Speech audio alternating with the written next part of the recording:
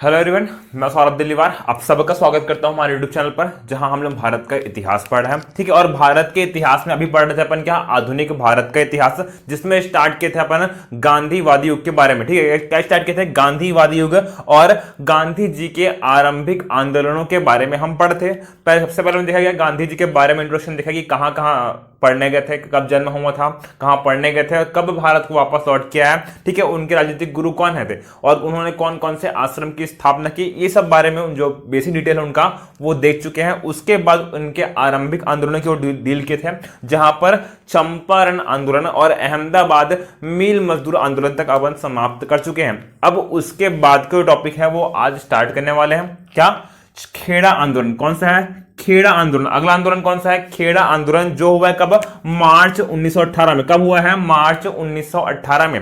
अब क्वेश्चन आएगा ये खेड़ा है कहां, खेड़ा गुजरात में, वर्तमान गुजरात में स्थित है खेड़ा।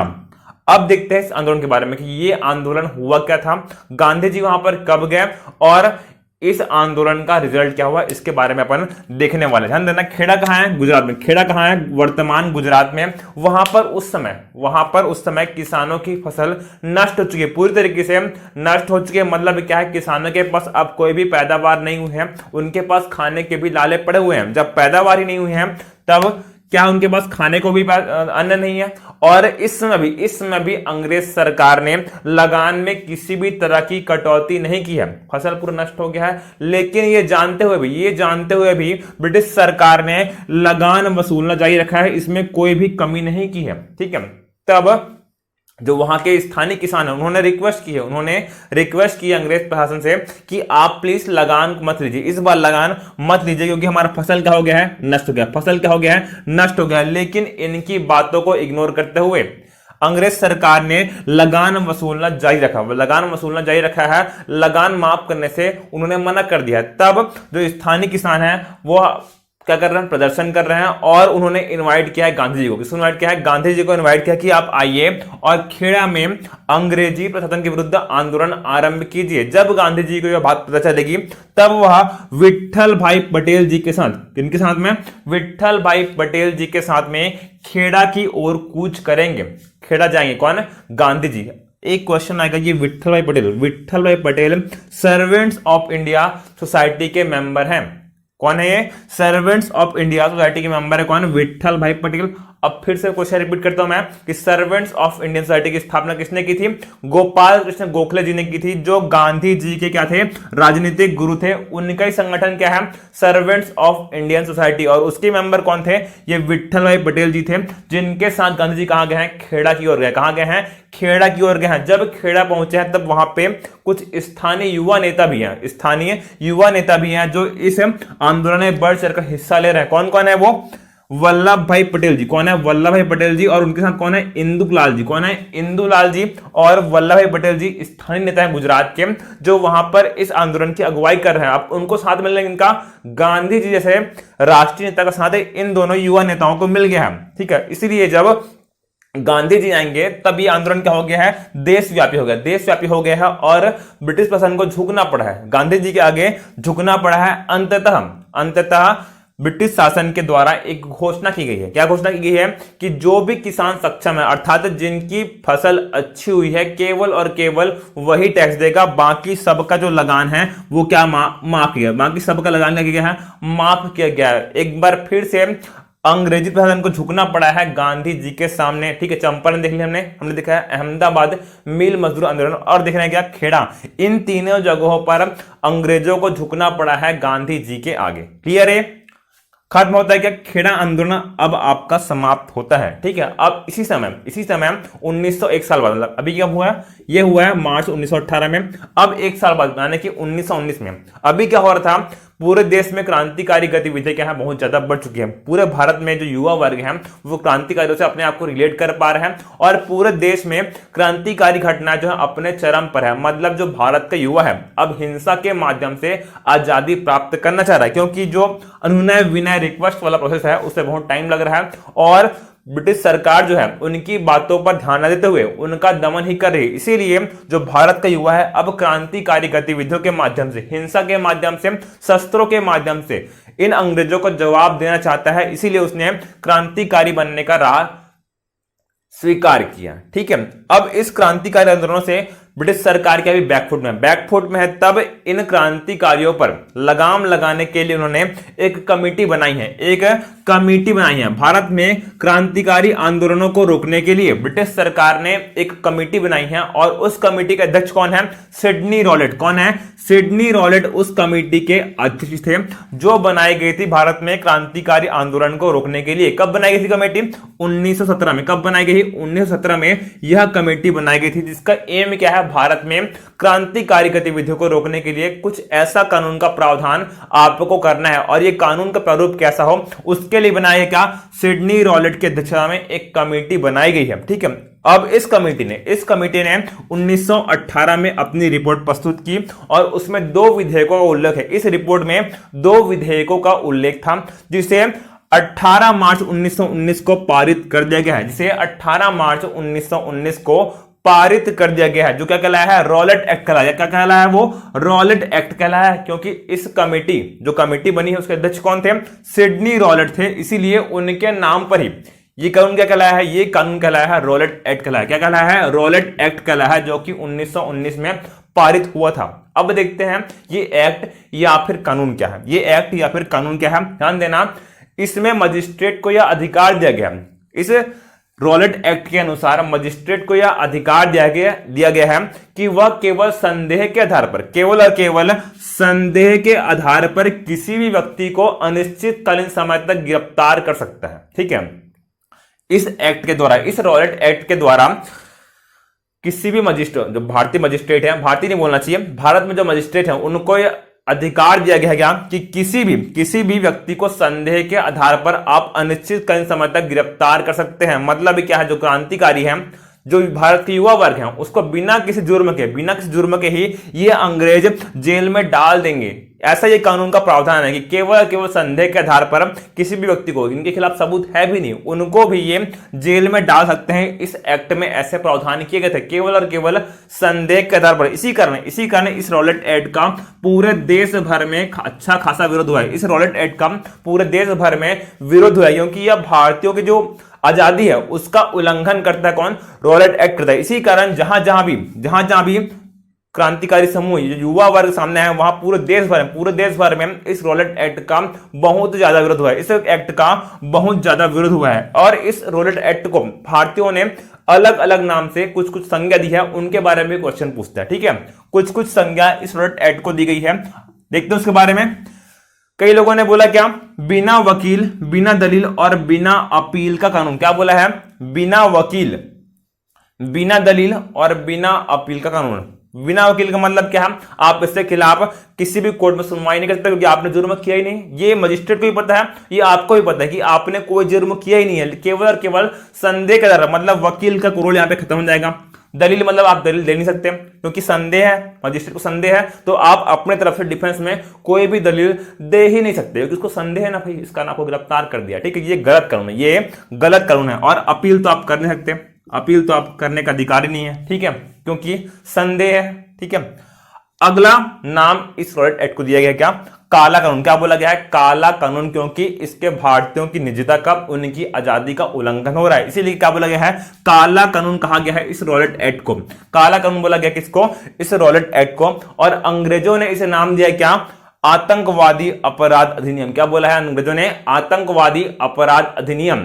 ध्यान देना, इन क्रांतिकारियों को, जो भारत की आजादी के लिए लड़ रहे हैं और केवल अंग्रेजी सरकार को नुकसान पहुंचाते हैं, उसे भी इन्होंने आतंकवादी करार दिया है और इस अधिनियम को बोल रहे हैं क्या? आतंकवादी अपराध अधिनियम। ध्यान देना, जबकि वो क्या थे? क्रांतिकारी थे। क्या थे वो? क्रांतिकारी। लेकिन ब्रिटिश सरकार ने उन्हें क्या बोला है? आतंकवादी बोला है। ठीक है, अब ध्यान देना, जब रॉलेट एक्ट पारित हुआ है, तब पूरे देश भर में 6 अप्रैल 1919 का दिन, 6 अप्रैल 1919 का दिन राष्ट्रीय अपमान दिवस के रूप में मनाया गया है। रॉलेट एक्ट पारित हुआ था कब? 1919 में, और 6 अप्रैल 1919 का दिन राष्ट्रीय अपमान दिवस के रूप में मनाया गया है पूरे देश भर में। इससे पहले एक डेट और पर है, जब हुआ था बंगाल विभाजन। कब हुआ था? 16 अक्टूबर 1905 को। उस दिन क्या मनाया गया था? शोक दिवस। दिवस क्या मनाया गया था, बंगाल में शोक दिवस के रूप में मनाया गया था, जबकि 6 अप्रैल 1919 का दिन पूरे भारत में राष्ट्रीय अपमान दिवस के रूप में मनाया गया। इस कानून के अगेंस्ट में, इस रॉलेट एक्ट के विरोध में ही 6 अप्रैल 1919 का दिन राष्ट्रीय अपमान दिवस के रूप में मनाया गया। क्लियर है। अब देखते हैं अगले आंदोलन के बारे में।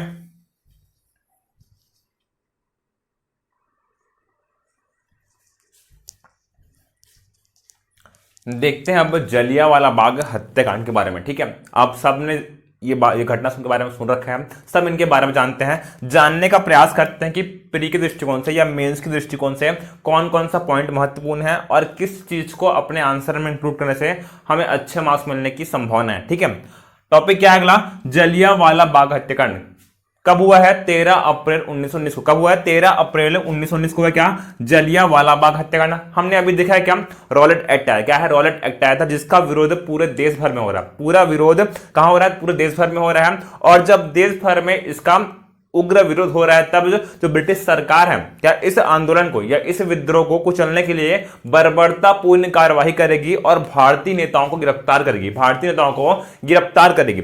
ठीक है, जब रॉलेट एक्ट का विरोध भारत में हो रहा है तब पंजाब वाले एरिया में, पंजाब वाले क्षेत्र में पंजाब के 2 स्थानीय लोकप्रिय नेता है। नाम क्या है, सत्यपाल एवं डॉक्टर सैफुद्दीन किचलू। ये कौन है, पंजाब के लोकप्रिय नेता है जो रॉलेट एक्ट का विरोध कर रहे हैं। कहां पर, पंजाब में। और 10 अप्रैल को दिन, 10 अप्रैल 1919 के दिन इन दोनों को गिरफ्तार कर लिया गया क्योंकि ये रॉलेट एक्ट का विरोध कर रहे हैं, इसीलिए इन दोनों नेताओं को गिरफ्तार कर लिया गया। नाम क्या है इनके, सत्यपाल एवं डॉक्टर सैफुद्दीन किचलू, जो कि पंजाब के लोकप्रिय नेता हैं। ठीक है, अब जब गिरफ्तार कर लिए तब इनकी गिरफ्तारी के विरोध में, ठीक है, ये गिरफ्तार कर लिए गए हैं, तब इनकी गिरफ्तारी के विरोध में एक जनसभा आयोजित की गई है कि इन्हें कैसे छुड़ाएं और रॉलेट एक्ट का विरोध कैसे करें। इस बात पर चर्चा करने के लिए 13 अप्रैल 1919 के दिन, 13 अप्रैल 1919 के दिन अमृतसर के जलियांवाला बाग में एक जनसभा रखी गई है। ठीक है, ये जो 2 स्थानीय नेता हैं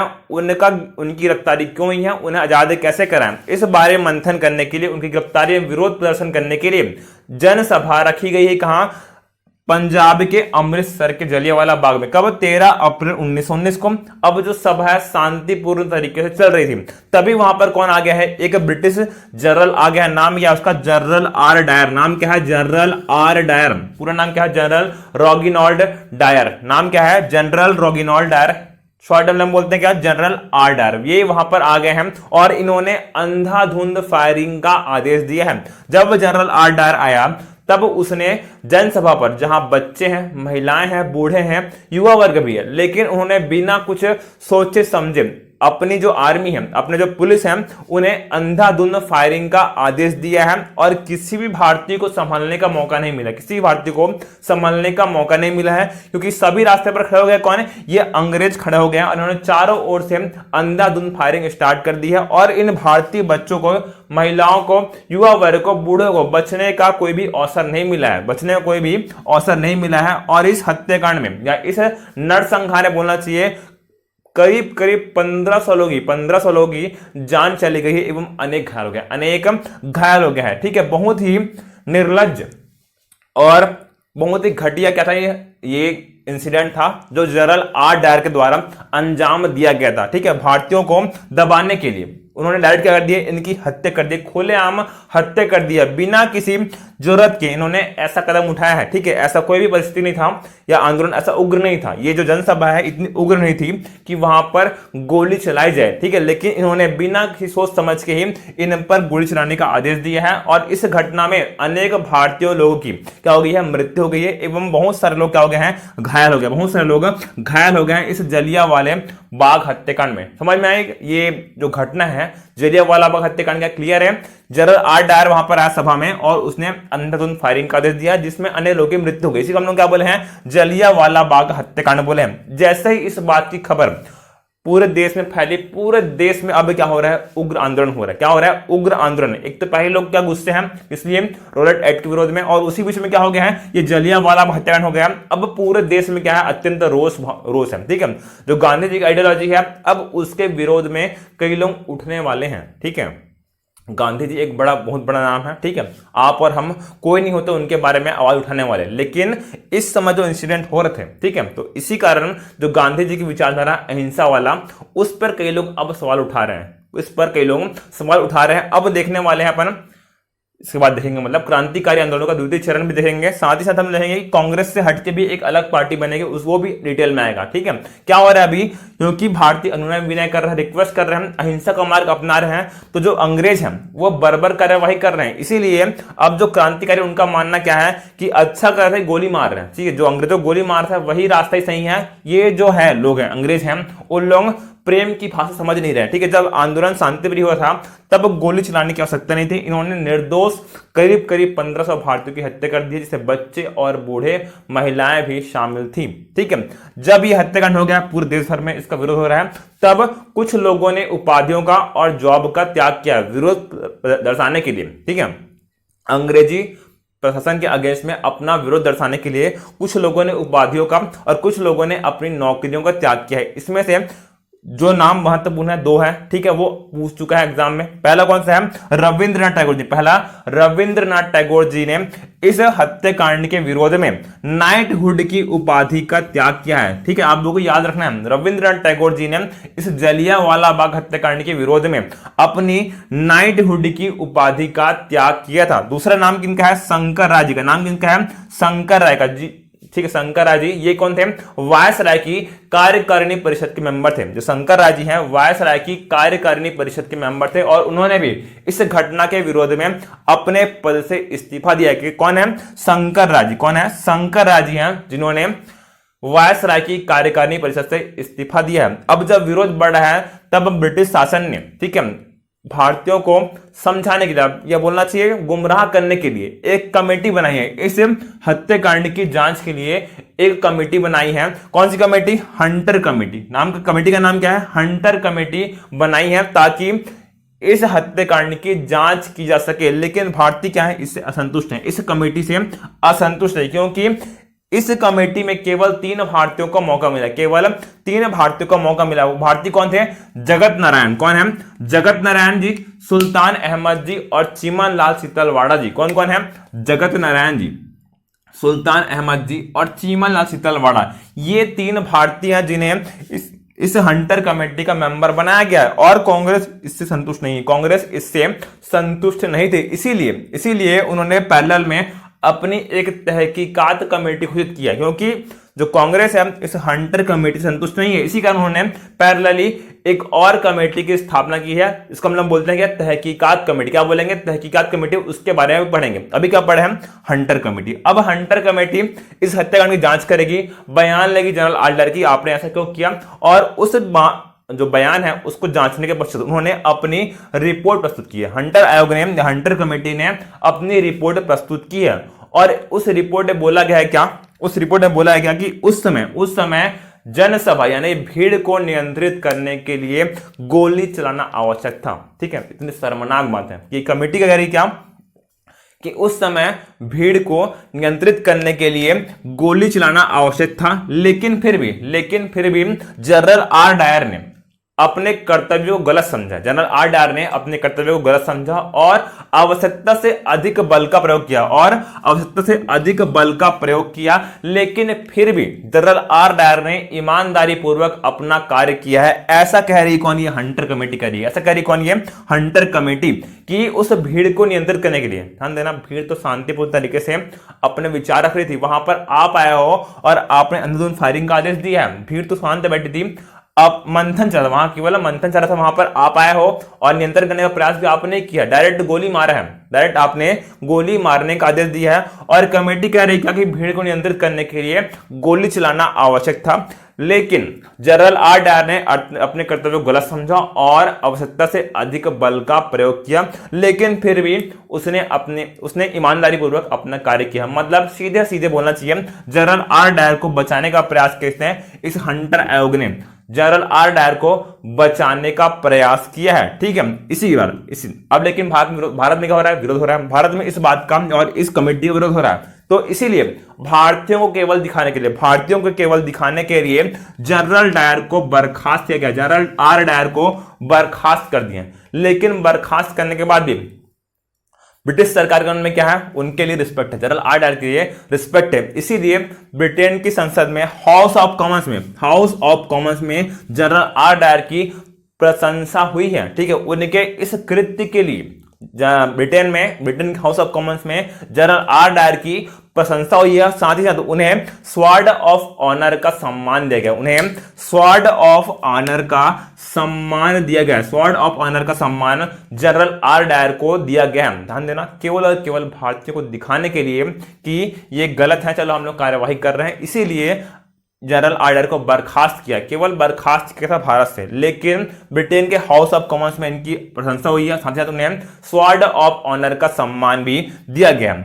अब मैं पहले बताया हूं क्या कि जो कमेटी है उससे सेटिस्फाई नहीं, कौन, भारतीय सेटिस्फाई नहीं है, और इसीलिए कांग्रेस एक पैरेलल में एक कमेटी बनाएगी जो इस जलियांवाला बाग हत्याकांड की जांच करने के लिए बनी थी। ध्यान देना, गांधी जी ने इस हंटर कमेटी की रिपोर्ट क्या बोला है, निर्लज्ज लीपापोती कहा है। ठीक है, गांधी जी ने इस हंटर कमेटी की रिपोर्ट क्या बोला है, निर्लज्ज लीपापोती का। किसने कहा है, गांधी जी ने कहा। ये पॉइंट यहाँ पे लिखा नहीं हूं बट ऐड कर लेना आप लोग। ठीक है, गांधी जी ने इस हंटर कमेटी की रिपोर्ट क्या बोला है, निर्लज्ज लीपापोती कहा है। और इसी कारण कांग्रेस के नेतृत्व में इस हत्याकांड की जांच के लिए पैरेलल में ही एक कमेटी बनी। उस कमेटी को हम लोग क्या बोले हैं, तहकीकात कमेटी बोले। क्या बोले हैं, तहकीकात कमेटी, जो इस जलियांवाला बाग हत्याकांड की जांच के लिए बनी थी। उसके अध्यक्ष कौन थे, ये क्वेश्चन पूछ सकता है कि इस तहकीकात कमेटी के अध्यक्ष कौन थे। ध्यान देना, मदन मोहन मालवीय जी इस तहकीकात कमेटी के अध्यक्ष थे। मदन मोहन मालवीय जी इस तहकीकात कमेटी जो कांग्रेस के द्वारा जलियांवाला बाग हत्याकांड की जांच के लिए बनी थी, उसमें मदन मोहन मालवीय जी का थे, अध्यक्ष थे। अब देखते हैं इसके मेंबर कौन थे। इसके मेंबर और कौन थे, गांधी जी थे। कौन थे, गांधी जी, चित्तरंजन दास जी, CR दास जी, फिर को बोलते हैं हम लोग क्या, चित्तरंजन दास जी, मोतीलाल नेहरू जी, MR जयकर जी और अब्बास तैयब जी। ये क्या है, इस तहकीकात कमेटी के अन्य मेंबर है। अध्यक्ष कौन थे, मदन मोहन मालवीय जी। कौन थे अध्यक्ष, मदन मोहन मालवीय जी, जबकि गांधी जी, CR दास जी, मोतीलाल नेहरू जी, MR जयकर जी एवं अब्बास तैयब जी क्या है, इस तहकीकात कमेटी के अन्य मेंबर्स थे। अब एक व्यक्ति और है और एक घटना और है जिसमें लोग बहुत ज्यादा कंफ्यूज होते हैं। अब सुनिए, ठीक है, हमला किसने किया था, जनरल आर डायर ने आदेश दिया, जनरल रोगिनॉल डायर ने आदेश दिया था कि गोली चलाने का आदेश जनरल आर डायर ने दिया था, जिसे बर्खास्त किया गया है। लेकिन इस समय पंजाब वाले क्षेत्र में एक लेफ्टिनेंट गवर्नर है। ठीक है, गोली चलाने का आदेश किसने दिया है, इस जनरल आर डायर ने दिया। लेकिन इसी सेम समय पर पंजाब वाले क्षेत्र में एक लेफ्टिनेंट गवर्नर है। क्या है, एक लेफ्टिनेंट गवर्नर है, उसका नाम क्या है, माइकल ओ डायर। नाम क्या है उसका, Michael O Dyer.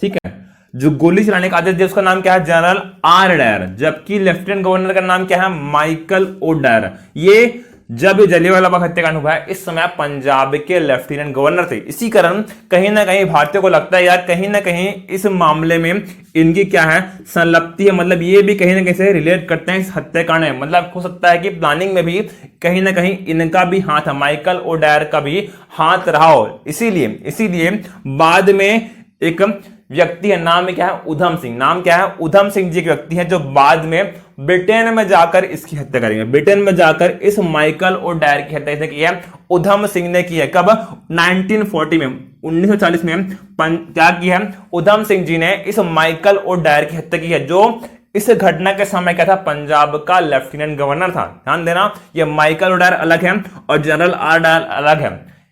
Are Dyer की हत्या नहीं की, किसकी हत्या की है, माइकल ओ डायर की हत्या की गई थी, जो इस समय पंजाब का लेफ्टिनेंट गवर्नर था। जबकि जनरल आर डायर कौन था, जिसने गोली मारने का आदेश दिया था। क्लियर है, खत्म होता है कि आपका जलियांवाला बाग हत्याकांड अब आपका समाप्त होता है। इसके बाद में पढ़ेंगे क्या अपन, खिलाफत आंदोलन। क्या पढ़ने वाले हैं, खिलाफत आंदोलन के बारे में अपन पढ़ने वाले हैं। क्लियर है।